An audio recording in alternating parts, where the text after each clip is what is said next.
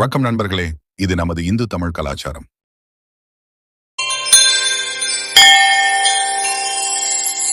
சுந்தரர் உருத்திர பசுபதிக்கும் அடியேன்னு திருத்தொண்ட தொகையில பாடியிருக்காரு. இவரு சோழ நாட்டுல திருத்தலையூர்ல பிறந்தாரு. சோழ நாடுனாலே சொல்லவே வேணாம், அவ்வளவு அழகு. எங்க பார்த்தாலும் பச்சை பசேல்னு புல்தரைகள், வயல்கள், குளத்துல தாமரையும் அல்லியும் செங்கல் நீர் பூக்களும் பூத்து குலுங்கும் அழகான ஊர் திருத்தலையூர். இந்த திருத்தலையூர் தமிழ்நாட்டுல மயிலாடுதுறையிலிருந்து திருவாரூர் போற பாதையில இருக்க கொல்லுமாங்குடிங்கிற ஊர்ல இருந்து காரைக்கால் போற வழியில 4 கிலோமீட்டர் தொலைவுல இருக்கு. இந்த ஊர்ல வேதம் போதும் அந்தணர்கள் நிறைய பேர் வாழ்ந்து வந்தாங்க. இந்த ஊர்ல எந்த நேரமும் அந்தணர்களோட வேதம் ஓதுற சத்தம் வானத்தை ஒட்டுற அளவு கேட்டுக்கிட்டே இருக்கும். இங்க யாகம் வளர்ப்பதால மாதம் மும்மாறி மழை பெய்யும். நறுமணம் வீசக்கூடிய சோலைகள்ல பசு கூட்டங்கள் 5 மடங்கு பஞ்சகவியத்தை பொழியும். இந்த இடம் தர்மமும் நீதியும் அமைதியும் நிறைஞ்சு இருக்கும். சீரும் சிறப்பு மிக்க உண்மையான கலாச்சாரத்துக்கு இல்லமா விளங்கக்கூடிய திருத்தலையூர்ல வேதம் ஓதுற அந்தனர் குலத்துல உருத்திர பசுபதி நாயனார் பிறந்தாரு. இவர் இயற்பெயர் பசுபதி. இவரு சின்ன வயசுல இருந்தே சிவபெருமான் கிட்ட அன்போடையும் பக்தியோடையும் வாழ்ந்து வந்தாரு. தன்னோட அந்தனர் குலத்துக்கு ஏத்த மாதிரி வேத சாஸ்திரம், இதிகாச புராணங்கள்ல சிறந்த புலமை பெற்றவரா இருந்தாரு. பசுபதியார் வேதத்தின் பயனா இருக்கக்கூடிய ருத்ரங்கிற திருமந்திரத்தை இடைவிடாம பக்தியோடவும் அன்போடவும் சொல்லிக்கிட்டே இருப்பாரு. சிவபெருமானுக்குரிய மந்திரம் ருத்ரம். இது வேதத்தோட இதய பகுதியா இருக்குன்னு சொல்லப்படுது. யஜூர் வேதத்துலதான் ருத்ர மந்திரம் இருக்கு. வேதத்துல ருத்ரம் மேலானது. அதுக்குள்ள இருக்க நமசிவாயங்கிற 5 எழுத்து மேலானது. அதுக்குள்ள இருக்க சிவங்கிற 2 எழுத்தே மேலானது. இது மாதிரி சிவ தத்துவ விருத்தியில சொல்லப்பட்டிருக்கு. வேதம் ஓதுறவங்களுக்கு ருத்ரம் கண்ணாவும் இதுக்குள்ள இருக்கிற பஞ்சாட்சரம் கண்மணியாவும் விளங்குது. ருத்துனா துன்பம், திறன்னா தீர்ப்பவன் பொருள் கொள்ளப்படுவதால எம்பெருமானுக்கு ருத்ரன்கிற பெயர் வந்தது. சிவபெருமானுடைய பெருமையை சொல்லும் இந்த மந்திரம் வேதத்தின் மெய்ப்பொருளா கருதப்படுது. வேதத்தின் பயனாகிய ருத்ரம்னு சேக்கிலார் சாமிகளால் பாராட்டப்பட்ட இந்த திருமந்திரத்தையே தன்னோட பேச்சாவும் மூச்சாவும் நினைச்சு வாழ்ந்து வந்தார் பசுபதியார். இவரு மனதாலையும் சொல்லாலையும் அன்போடவும் சிவத்தொண்டு செய்துட்டு வந்தாரு. நிலைத்த வீடு பேரான சிவபதத்தை அடைய விரும்புற அடியவர்கள் இறைவனுக்கு ஏதாவது ஒரு குறிப்பிட்ட வழியில தொண்டுகளை செஞ்சு கைலாய பதவி அடைஞ்சாங்க. சிலர் சிவனடியார்களுக்கு உணவு உடை இதெல்லாம் கொடுத்து தொண்டுகள் செஞ்சாங்க. சிலர் பூமாலை சாத்துறத வழக்கமாகவும், சிலர் இறைவனோட புகழ பாட்டா பாடியும் வழிபாடு செஞ்சு சிவபதத்தை அடைஞ்சாங்க.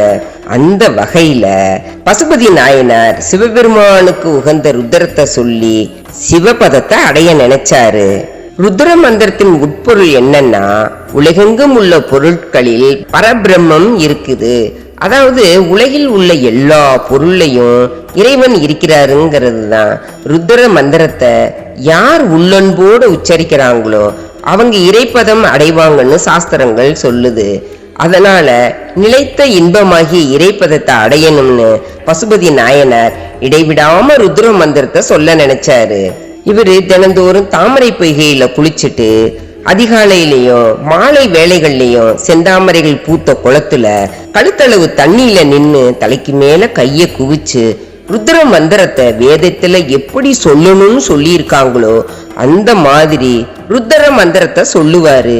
இவர் முகம் ஒரு தாமரை போல மலர்ந்து இருக்குமா. தலைக்கு மேல குவிச்சு வச்சிருக்க கையே தாமரை மொட்டு போல இருக்குமா. இந்த குளத்தை சுத்தி மனம் வீசும் சோலைகள் இருக்கும். அதுல தேனீக்கள் ரீங்காரமிடும், பறவைகள் சத்தம் போட்டுக்கிட்டு இருக்கும், குளத்துல மீன்கள் துள்ளி விளையாடும். ஆனா இவரு குளிர்ந்த குளத்துல கழுத்தளவு தண்ணியில போய் நிப்பாரு. முதல்ல அதிகாலையில மாலை நேரத்துல நின்று இருக்காரு. அப்புறம் மதியம், அப்புறம் ராத்திரியும் பகலும், அப்புறம் நாள் கணக்கா நிப்பாராம். அப்புறம் நாள் வாரம் ஆயிருச்சு. இது எப்படி சாத்தியம்? நம்மளால ஒரு நாள் முழுவதும் தண்ணியில நிக்க முடியுமா? தண்ணியில இருக்க மீன், பூச்சி, பாம்பு, என்னென்ன உயிரினங்கள் இருக்கும். அசையாம நின்னுகிட்டு இருந்தா அது நம்மளை கடிச்சு பார்க்க தானே செய்யும். ஒரே சிந்தனையா சிவனை மட்டுமே நினைச்சு மந்திரம் சொல்லிக்கிட்டு இருந்திருக்காரு. இவர் பக்தியில எவ்வளவு வைராக்கியம் பாருங்களேன். அடியார்கள் தங்களோட குறிக்கோள்ல இருந்து மாறவே மாட்டாங்க. அதுதாங்க சாத்தியம் இல்லாதத சாத்தியமாக்கி இருக்காரு. அதனாலதான் நாயன்மார் வரிசைக்கு போயிருக்காரு. எந்த நேரமும் ருத்ர மந்திரத்தை பாராயணம் செய்யறதுலயே தன்னோட பொழுதெல்லாம் கழிச்சாரு. இவர் பசி தாகம் மறந்து தூக்கம் மறந்து வேற எந்த சிந்தனையும் இல்லாம ராத்திரின்னு பார்க்காம பகலுன்னு பார்க்காம சிவபெருமானியே நினைச்சு ருத்ர மந்திரத்தை சொல்லிக்கிட்டு இருப்பாரு. இந்த காரணத்தினாலேயே இவருக்கு உருத்திர பசுபதியாருன்னு சிறப்பு பெயர் வந்துச்சு. ருத்ர பசுபதியாரோட பக்தியை பத்தி ஊர்ல இருக்கவங்க எல்லாரும் புகழ்ந்து பேசிக்கிட்டே இருப்பாங்க. ருத்ர பசுபதியாரோட பக்தியின் பெருமை சிவபெருமானோட திருவுள்ளத்தையே மகிழ செஞ்சிச்சு. ருத்ரத்தின் பொருளான எம்பெருமான் பசுபதியாருக்கு முக்தி கொடுக்க நினைச்சாரு. தன்னோட துறவரத்தாலையும் இறைவனிடம் வற்றாத பக்தியாலும் ருத்ர பசுபதி நாயனாரு கைலாயத்துல எம்பெருமானோட நிழல்ல வாழும் பாக்கியம் கிடைச்சது. தன்னோட துறவரத்தாலையும் இறைவனிடம் வற்றாத பக்தியாலும் ருத்ர பசுபதி நாயனாருக்கு கைலாயத்துல எம்பெருமானோட நிழல்ல வாழும் பாக்கியம் கிடைச்சது. ருத்ர பசுபதியாரின் சிற்ப அமைப்பு தாராசுர ஐராதீஸ்வரர் கோயில்ல இருக்கு. இதுல பூ வாத்து மீன்கள் நிறைஞ்ச குளத்துக்குள்ள நின்னு 2 கைகளையும் தலைக்கு மேல உயர்த்தி வணங்கி ருத்ரம் ஓதிக்கிட்டு ருத்ர பசுபதியார் நிக்கிறாரு. எதிர்த்த மாதிரி சிவனும் தாயாரும் ரிஷப வாகனத்தின் மேல் அமர்ந்து ருத்ர பசுபதியார வாழ்த்தும் காட்சி இடம்பெற்றிருக்கு. ருத்ர பசுபதி நாயனாரோட குரு பூஜை புரட்டாசி மாசம் அஸ்வினி நட்சத்திரத்துல கொண்டாடப்படுது. இந்த திருத்தலத்துல இருக்க மூலவர் ஸ்ரீ பாலேஸ்வரர், தாயார் பார்வதி, தல விருட்சமா வில்வம் இருக்கு. ஆத்தங்கரையில இந்த கோயில் அமைஞ்சிருக்கு. நம்ம நாயனார் நின்ன குளம் கோயிலுக்கு தெற்கு பகுதியில இருக்கு. ருத்ர பசுபதி நாயனாரை பத்தி தெய்வ புலவர் சேக்கிலார் பெரிய புராணத்துல 10 பாடல்கள் பாடியிருக்காரு. இந்த கோயில் கல்வெட்டுல இருக்கு. ருத்ர பசுபதி நாயனாருக்கு தனி சன்னதி இருக்கு. விய ஆண்டு ஐப்பசி மாதம் 17ஆம் தேதி 3/11/2006 வெள்ளிக்கிழமை உத்திர நட்சத்திரம் தனுசு லக்கணத்துல மகா கும்பாபிஷேகம் நடந்திருக்கு. அன்னைக்கு மாலை மகாபிஷேக மகா பிரதோஷ சமயம் ஸ்ரீ ருத்ர கண பாராயணம் நடந்திருக்கு. விய வருஷம் கார்த்திகை மாசம் 24ஆம் தேதி 10/12/2006 ஞாயிற்றுக்கிழமை அன்று மகாருத்ர ஜபகோம அபிஷேகம் தில்லைவாழ் அந்தணர்களை கொண்டு செய்யப்பட்டதுன்னு கல்வெட்டு இருக்கு. அதுக்கப்புறம் யாருமே இந்த கோயில கண்டுக்கல. மூலவர் சன்னதிக்கு பின்னாடி லிங்கோத்பவர் இருக்காரு. வடக்கு பக்கம் துர்கை இருக்காங்க. எல்லா கோவில போலவே நவகிரக சன்னதி இருக்கு.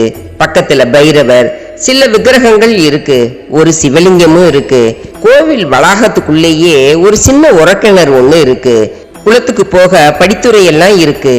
இவ்வளவு சிறப்பு வாய்ந்த 1000-2000 வருஷம் பழமையான இந்த கோவில் இப்ப கவனிப்பு இல்லாம இருக்கு. ஆள் நடமாட்டம் இல்லாம அங்கங்க புல்லு முளைச்சிருக்கு. மூலவரோட கோபுரத்துல மரம் முளைச்சிருக்கு. கோயில் சிதிலமடைய ஆரம்பிக்குது. ஆனா மயிலாடுதுறையிலிருந்து சம்பந்தமூர்த்தின்னு ஒரு பெரிய மனிதர், இவர் தலைமையில இன்னும் 4 பெரிய மனிதர்கள் சேர்ந்து 40 வருஷமா புரட்டாசி அஸ்வினி நட்சத்திரத்துல உருத்திர பசுபதி நாயனாரோட குரு பூஜைய சிறப்பா கொண்டாடுறாங்க. அன்னைக்கு அன்னதானம், சாமி புறப்பாடு எல்லாம் வெகு விமர்சையா கொண்டாடுறாங்களாம். மற்ற நாட்கள்ல பாவட்டக்குடியை சேர்ந்த சங்கர்ங்கிற குருக்கள் தினமும் தீபம் ஏத்தி வழிபாடு செஞ்சுட்டு போறாரு. அப்பப்ப வெளியூர்ல இருந்து பக்தர்கள் வந்து சாமி கும்பிட்டுட்டு போவாங்களாம். சில பக்தர்கள் சாமிக்கு தேவையான எண்ணெய் விபூதி இதெல்லாம் வாங்கி கொடுக்கறாங்க. திங்கக்கிழமை செவ்வாய் வெள்ளி பிரதோஷ நாட்கள்ல பக்கத்து ஊர்ல இருக்க பக்தர்கள் விளக்கேத்தி வழிபாடு செஞ்சுட்டு போறாங்களாம். சம்பந்தமூர்த்தி ஐயா தான் இந்த கோயிலுக்கு மின் இணைப்பு வாங்கி கொடுத்து மின் கட்டணத்தையும் அவரே கட்டுவாராம். இந்த கோவில பராமரிக்க நிறைய செலவாகும். அதனால தமிழ்நாடு அரசு கிட்ட விண்ணப்பம் கொடுத்திருக்காங்களாம். இந்த தகவல்களை நமக்கு கொடுத்தவர் திருத்தலையூரை சேர்ந்த நல்ல மனிதர் LIC அருள்ங்கிறவரு. இந்த மாதிரி வரலாற்று சிறப்புமிக்க கோவில்களை அழியாம பாதுகாக்க வேண்டியது நமது கடமை. இதோட இவரோட வரலாறு முடியுது. நாம அடுத்து பார்க்க போற நாயன்மார் யாருன்னா, நந்தனார் வாழ்ந்த காலத்துல ஜாதியின் அடிப்படையில மனிதர்களுக்கு இடையில நிறைய வேறுபாடுகள் இருந்துச்சு. அதுல கீழ் ஜாதி எல்லாம் கோயிலுக்குள்ள போக கூடாது, மேல் ஜாதி மட்டும்தான் போகணும், இப்படி நிறைய கட்டுப்பாடுகள் இருந்துச்சு. ஆனா கருணையே உருவான சிவபெருமானுக்கு இந்த உலகத்துல பிறந்த அனைத்து உயிர்களும் சமம்தான்னு காட்டினவர் தான் இந்த நந்தனார். இந்த நந்தனார் கதையை வச்சு ஒரு படமே எடுத்திருக்காங்க. உங்களுக்கு நேரம் இருந்தா அந்த படத்தை பாருங்க. சரிங்க, இப்ப நந்தனாரின் வரலாறை பத்தி பார்க்கலாம். மேலும் இது போன்ற ஆன்மீக கதைகளுக்கு நமது இந்து கலாச்சாரம் தமிழ் சேனலை சப்ஸ்கிரைப் மற்றும் லைக் அண்ட் ஷேர் செய்யுங்கள்.